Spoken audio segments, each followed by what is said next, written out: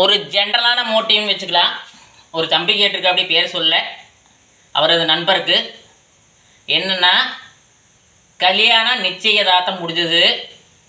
நிச்சயதார்த்தம் முடிஞ்ச கையோட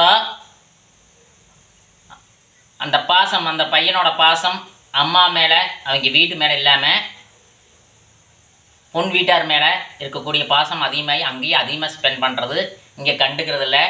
இப்படியே போயிட்டு இருக்குது. கல்யாணம் வரைக்கும் இப்படி போயிட்டு இருந்தால் என்ன ஆகும்? மதிப்பு என்ன ஆகும்? மதிப்பே கெட்டு போயிடும். மேரேஜ் ஆன கடைசியில் தான் நம்ம போய் ஒரு நாளைக்கு ஒரு நாள் போய் தங்கறதுக்கு உண்டான அதிகாரமும் பாசமும் மதிப்பும் இருக்குது. மற்ற நாளெல்லாம் இருக்குதான்னா நிச்சயதார்த்தம் முடிஞ்சாவே கல்யாணத்துக்கு சமம் அப்படிம்பாங்க. சமந்தான். ஏன்னா அதிகமான மரியாதை இருக்குது. பசங்கள்லாம் மேக்ஸிமம் தெரிஞ்சுக்குங்க, பொண்ணுங்க இருந்தாலும் தெரிஞ்சுக்குங்க. அதிகமாக போய் ஸ்பெண்ட் பண்ணக்கூடாது, நம்மளுக்கு மரியாதை இல்லாமல் போயிடும்.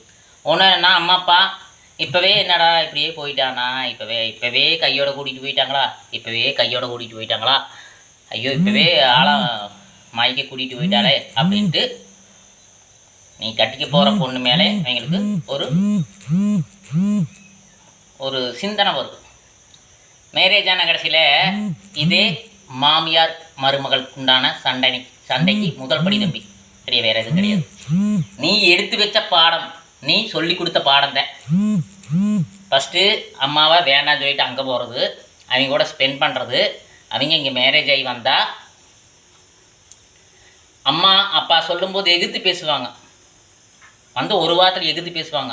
நீ வந்துட்டு அங்கே போய் நல்ல ஒரு ஸ்பெண்ட் பண்ணுறதுனாலையும், ஒரு சில விஷயங்களை நல்லா அடிக்ட் ஆகிறதுனாலையும் நீ அவங்க சொல்கிறதான் கேட்பேன். அம்மா அப்பா சரி கம்முனுமா பேசிட்டு போயிச்சாரா அப்படின்னு சொல்லும்பொழுது அவங்க மனசை கஷ்டப்படுவாங்க. அதனால தான் மாமியார் மருமகள் சண்டை வருது.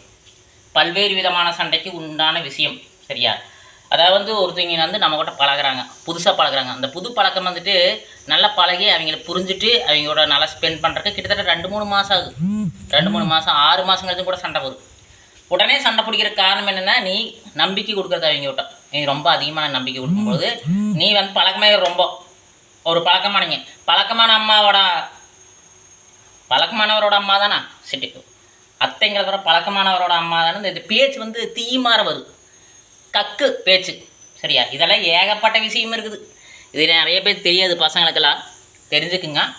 முடிஞ்ச அளவுக்கு கல்யாணம் முடிஞ்சு ஆஃப்டர் ஸ்பெண்ட் பண்ணால் பரவாயில்ல. பொண்ணுகளும் அப்படிதான். கல்யாணம் முடிஞ்ச கடைசியில் ரொம்ப அதிகமான பாசமும் ரொம்ப அதிகமாக இருந்ததுன்னா மரியாதை இல்லாமல் போயிடும். டப்புன்னு வார்த்தை திடீர்னு விட்டுருவாங்க. எதுக்கு விடுறாங்க என்னென்னே தெரியாது.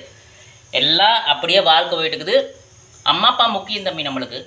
ஃபஸ்ட்டு இங்கே நல்லா பாசம் காட்டு, நல்லா இரு, அன்பாக காட்டு, அன்பாக இரு. சரியா?